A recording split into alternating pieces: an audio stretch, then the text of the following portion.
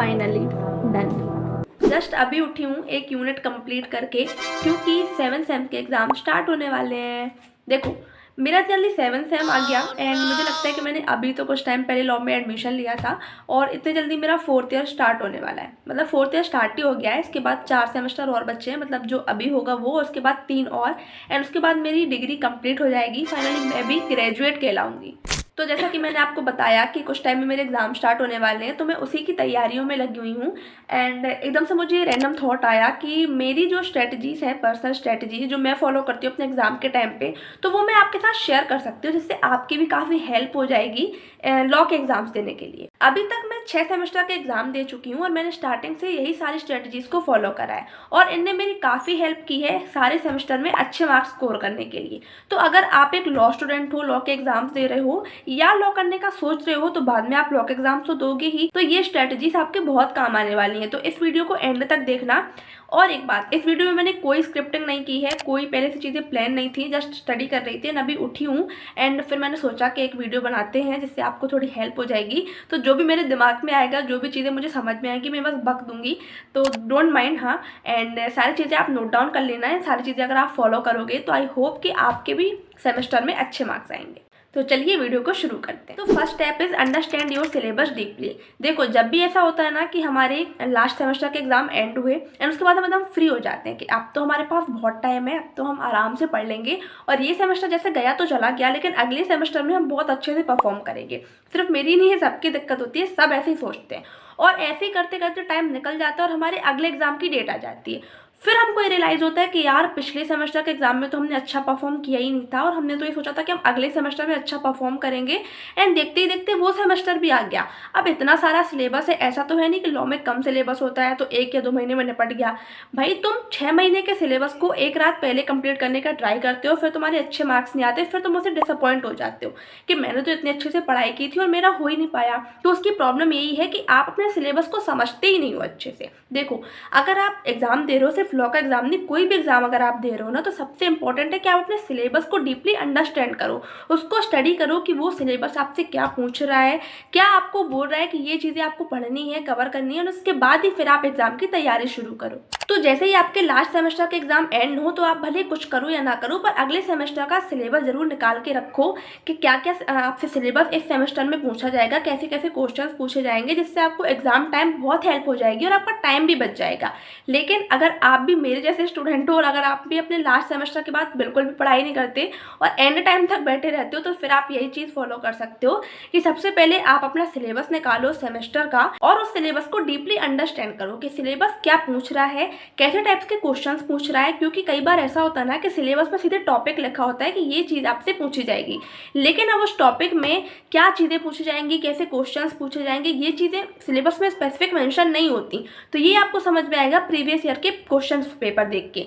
तो आपका सबसे पहला काम ये होना चाहिए कि आप अपना सिलेबस निकालो, उसको नोट डाउन करो, जो जो टॉपिक्स उसमें पूछे जा रहे हैं उसको नोट डाउन करो, फिर आप अपने प्रीवियस ईयर के पेपर देखो। ठीक है, फिर आप सिलेबस को और अपने प्रीवियस ईयर के पेपर को मैच करो कि क्या क्या चीज़ें इसमें मैच हो रही है। मतलब कि मैच तो वो देखो पूरा होगा, लेकिन टॉपिक्स के हिसाब से मैच करो, एक एक यूनिट के हिसाब से मैच करो। जैसे फर्स्ट यूनिट के इतने क्वेश्चन पूछे गए हैं, सेकंड यूनिट के इतने क्वेश्चन पूछे गए हैं, थर्ड यूनिट के इतने क्वेश्चन पूछे गए हैं, सारी चीज़ें आप एक बार एनालाइज करो, इन्होंने नोट डाउन कर लो। इससे आपको थोड़ा रोड मैप समझ में आ जाएगा कि कैसी कैसी चीज़ें इसमें पूछी गई हैं और कैसी कैसी चीज़ें मुझे पढ़नी है। क्योंकि अगर आप इकट्ठा पूरी प्लेट में अपना लेके खाने को बैठोगे ना, तो वो इकट्ठा आपके पेट में नहीं जाएगा, वो धीरे धीरे करके ही जाएगा और एक एक करके ही जाएगा। तो आपको जो स्टेप्स हैं उन्हें फॉलो करना पड़ेगा। तो सबसे पहले अपना सिलेबस समझो, क्वेश्चंस का पैटर्न समझो, कैसे क्वेश्चन पूछे जा रहे हैं वो समझो, उसके बाद अपनी स्टडी स्टार्ट करो। तो पहला आपका स्टेप यही होना चाहिए कि आप अपने सिलेबस को डीपली अंडरस्टैंड करो कि सिलेबस में क्या क्या पूछा जा रहा है, कैसे पूछा जा रहा है। और मैं भी पर्सनली यही करती हूँ कि जैसे ही मेरी एग्जाम की डेट अनाउंस होती है कि इस डेट से मेरे एग्जाम स्टार्ट होने वाले हैं, उसी टाइम पे मुझे रियलाइज होता है कि मुझे पढ़ाई करनी है और सबसे पहला काम मेरा यही होता है कि मैं अपना सिलेबस निकालती हूँ, उसको नोट डाउन करती हूँ एंड उसके बाद जो प्रीवियस ईयर के पेपर होते हैं उनको देखती हूँ कि कैसे टाइप के क्वेश्चन पूछे गए हैं, फिर उसके हिसाब से मैं अपनी पढ़ाई स्टार्ट करती हूँ। Now second point is notes बनाना। देखो अगर आप एक बहुत ही अच्छे स्मार्ट हार्ड वर्किंग बच्चे हो तो आपका तो स्टार्टिंग से ही सारे नोट्स बने होंगे, लेकिन अगर आप मेरी तरह हो, आपके नोट्स नहीं बने हैं, तो सबसे पहले आप अपना स्टडी मटेरियल कलेक्ट करो। लाइक अगर आपके पास बुक्स वगैरह हैं या कोई जो वो गाइड्स वगैरह आती हैं वो हैं, तो अच्छी बात है। लेकिन अगर आपके पास वो नहीं है तो आप फिर धीरे धीरे करके यूट्यूब में, गूगल में और इतने सारे जो लॉ के प्लेटफॉर्म है जैसे IP लीडर्स है और दृष्टि जुडिशरी है, काफ़ी सारे ऐसे प्लेटफॉर्म्स है, साइट्स हैं जो नोट्स आपको अवेलेबल करा देती है। मतलब उनमें सारा पूरे सिनॉप्सिस वाइज सारी चीज़ें उसमें मटेरियल डला रहता है। आपको सिर्फ ज़रूरत है उनको फाइंड आउट करने की, उन्हें अच्छी तरीके से एनालाइज करने की, एंड आपको सारी चीज़ें वहाँ पर अवेलेबल हो जाती हैं। तो मैं भी यही करती हूँ, एक एक करके जो मैंने अपने सिलेबस से और अपने प्रीवियस ईयर पेपर से जो क्वेश्चंस एनालाइज करे हैं उनको मैं एक एक करके सर्च करती हूँ, एंड उसके बाद जो जो चीज़ें उसमें लिखी रहती हैं, जैसे सिनॉप्सिस उसमें बनी रहती हैं, जैसा उसमें मटेरियल लिखा रहता है वो मैं सब कलेक्ट कर लेती हूँ, मतलब कहीं सेव करके इकट्ठा रख लेती हूँ। अब अगर मैं ऐसा करूँगी तो एक ढूंढूँ, फिर उसको नोट डाउन करूँ, फिर दूसरा ढूंढूँ, फिर उसको नोट डाउन करूँ, तो इसमें बहुत टाइम जाता है। तो आप इकट्ठा पहले 2-3 क्वेश्चंस के या 2-3 यूनिट्स के पूरा स्टडी मटेरियल कलेक्ट करके रख लो, अलग अलग साइड का देखो। ऐसा नहीं है कि सिर्फ एक साइड पर डिपेंड रहो, आप अलग अलग साइड से देखो, क्योंकि हर साइड्स की लैंग्वेज जो होती है ना वो डिफरेंट होती है, किसी की ईजी होती है, किसी की थोड़ी टफ होती है, आपको समझ में नहीं आएगी। मैं मोस्टली IP लीडर्स प्रेफर करती हूँ, या फिर अगर IP लीडर्स में अवेलेबल नहीं है तो फिर दृष्टि जुडिशरी या लॉ कैप्सूल करके भी एक वेबसाइट है, मुझे याद नहीं नाम, मैं उसका डिस्क्रिप्शन में मेंशन कर दूंगी, आप वहाँ से देख लेना। तो वो सारी चीज़ें मैं सारा फिर वहाँ से कलेक्ट करती हूँ, और उसके बाद जो जो चीज़ें मेन होती हैं जैसे सिनॉप्सिस और जो की पॉइंट्स होते हैं, जो कीवर्ड्स होते हैं जिनके थ्रू हम उस टॉपिक को याद कर सकते हैं, उनको मैं नोट डाउन कर लेती हूँ। क्योंकि एंड टाइम पे हमारे पास इतना टाइम नहीं होता कि हम वो सारी चीज़ें वहाँ से उठा के अपने नोटबुक में छाप लें, ठीक है। हम पूरा एकदम प्रॉपर नोट्स, फुल नोट्स नहीं बना सकते, तो जो छोटे छोटे कीवर्ड्स होते हैं एंड शॉर्ट नोट्स बनाने का ट्राई करो, जितना भी आप शॉर्ट नोट बना सको उतना अच्छा होता है। आप वो पढ़ो पूरा, आपको वो रीड पूरा करना है, क्योंकि अगर आप वो रीड नहीं करोगे ना तो एग्जाम टाइम में आप लिख नहीं पाओगे, क्योंकि आपको पता ही नहीं होगा कि मुझे लिखना क्या है। तो आप रीड उसको पूरा करो जिससे वो आपके दिमाग में बैठ जाए, और जो मेन चीज़ें हैं उनको आप हाईलाइट करके अपनी नोटबुक में मेंशन कर सकते हो। अब जब आप नोट्स बना रहे हो ना तब भी आपको एक चीज़ याद रखनी है कि सिर्फ ऐसा नहीं करना कि आपने वहाँ से देख के अपनी नोटबुक में छाप लिया, ऐसा नहीं करना है। आप पहले उसको समझो कि वो टॉपिक क्या कह रहा है, किस बारे में कह रहा है, कैसी कैसी चीज़ें बोल रहा है, उसको अच्छे से समझो अपने माइंड में। आप जितना हो सके ना अपने माइंड में उसको छापने की कोशिश किया करो, कि अगर वो आपके दिमाग में एक बार छप गया ना तो फिर वो कॉपी में छपे या ना छपे आपके पेपर में आपको याद आ जाएगा। तो आप थोड़ा उसको यूट्यूब में एक बार टॉपिक देख लो, यूट्यूब में जो भी आप वीडियोस देखते हो, जिनके भी आपको वीडियोस समझ में आते हैं, आप उनका वीडियोस देख लो, अच्छे से उसको समझ लो, फिर उसके बाद उसको एक बार रीड आउट कर लो किसी भी साइट में, जिसकी भी लैंग्वेज आपको ईजी लगे। उसके बाद आप उसको वो समझ लो, फिर उसके बाद अपने माइंड में उसको छाप लो कि हाँ ऐसी ऐसी चीज़ें हैं। जैसे अगर आप IPC का कोई सेक्शन पढ़ रहे हो, IPC छोड़ो, BNS, अब BNS लाओ, तो BNS का अगर आप कोई सेक्शन पढ़ रहे हो, तो सपोज करो मर्डर का कोई सेक्शन पढ़ रहे हो, तो आप पहले उसको पूरा दिमाग में अपना माइंड मैप बना लो कि हाँ इस सेक्शन में ये चीज़ें हैं, इसके बाद इसका इलस्ट्रेशन है, इसका ये केस लॉ है, ये सारी चीज़ें आप एक बार अपने माइंड में बिठा लो, फिर ऊपर से आप अपने नोटबुक में उसको नोट कर लो, जिससे वो आपको समझ में भी आ जाएगा, और जब आप एग्जाम टाइम उसको रिवाइज करोगे तो वही आपको चीज़ें याद रहेंगी। क्योंकि अगर आप सिर्फ ऐसा करोगे ना कि सिर्फ देख के उस साइड में देख के सिर्फ कॉपी में छाप लिया, तो वो ना आपको अभी याद रहेगा ना एग्जाम टाइम याद आएगा। तो इससे अच्छा उसको थोड़ा समझ लो, थोड़ा टाइम दो उसको, अच्छे से समझो, और फिर उसके बाद उसको नोट डाउन करो। फिर एग्जाम टाइम आप उसको एक बार रिवाइज करोगे ना तो आपको एग्जाम में याद भी रहेगा। तो ये चीज़ें बहुत अच्छे से फॉलो करना। और थर्ड पॉइंट है सेक्शंस और केस लॉस याद करना। देखो काफ़ी सारे स्टूडेंट्स ऐसे होते हैं, इनफैक्ट मेरी काफ़ी सारी फ्रेंड्स ऐसी हैं जिनको जब मैं पूछती हूँ कि तुमने क्या क्या चीज़ें पढ़ाई की हैं, तो उन्हें ये बोल देती है कि मैंने सारी थ्योरीज पढ़ ली है, उसकी डेफिनेशंस पढ़ ली है, सारी चीज़ें मैंने पढ़ ली हैं। और जब मैं उनसे पूछती हूँ कि तुमने सेक्शंस और केस लॉस पढ़े, तो वो कहती है क्या ये भी पढ़ना था क्या? भाई तुम लॉ पढ़ के तुम कह रहे हो कि सेक्शन और केस लॉस भी पढ़ लेते, अगर तुम वो नहीं लिख रहे हो ना अपने पेपर में तो फिर क्या मतलब है, तुम्हें नंबर कैसे मिलेंगे? तो फिर जब उनके नंबर्स नहीं आते तो फिर मुझसे यही कहते हैं कि मैंने तो कॉपी भर दी थी यार, मैंने तो इतना अच्छा आंसर प्रेजेंट किया था लेकिन मेरे नंबर नहीं आए।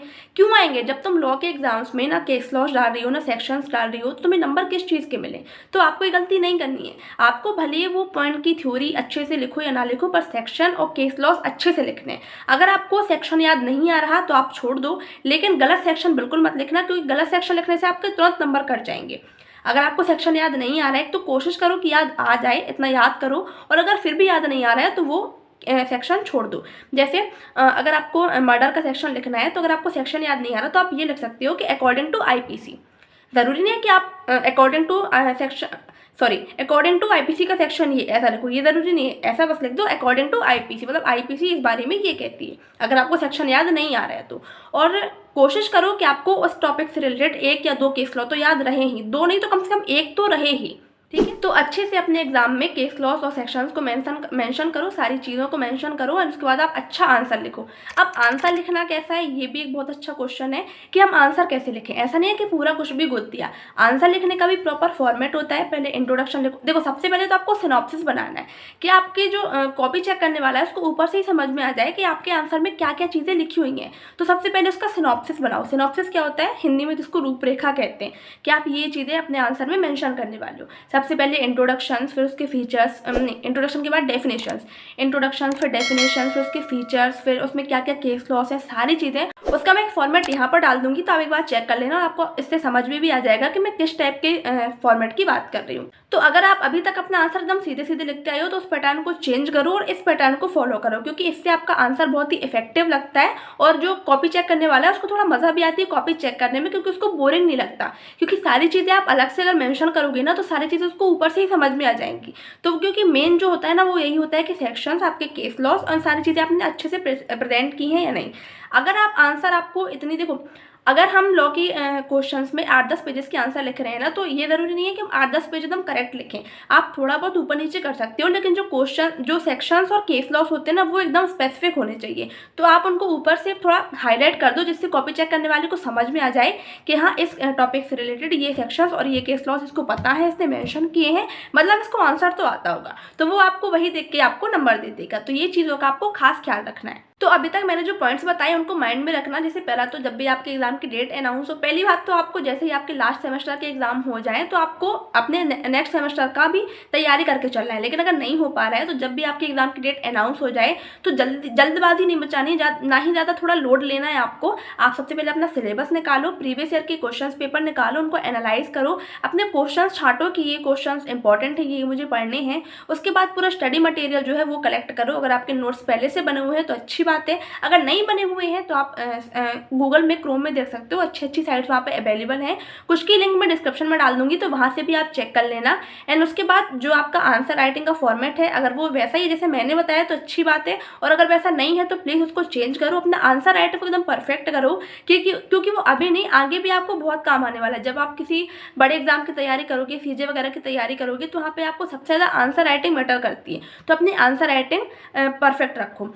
कोशिश करो कि आप रोज एक आंसर राइटिंग लिखने की प्रैक्टिस करो, जिससे आपको आगे बहुत हेल्प हो जाएगी। तो ये कुछ स्टेप्स हैं, अगर आप इन्हें फॉलो करते हो तो आपके लॉ एग्जाम्स बहुत ही स्मूथली और अच्छे तरीके से गुजरेंगे। ना ही आपको इनका लोड होगा और ना ही आपको ये लगेगा कि मैंने तो यार इतनी अच्छी से तैयारी की थी और मेरे तो कुछ अच्छे मार्क्स ही नहीं आए। तो ये आपको काफ़ी हेल्प करेंगे। एंड एक बात का आपको बहुत अच्छे से ख्याल रखना है कि आपको प्रॉपर नींद लेनी है एग्जाम के एक दिन पहले। मेरा स्टार्टिंग में ऐसा होता था ना कि मैं 2 या 3 घंटे ही सोती थी एग्जाम की एक रात पहले, फिर मुझे एग्जाम्स में बहुत नींद आती थी।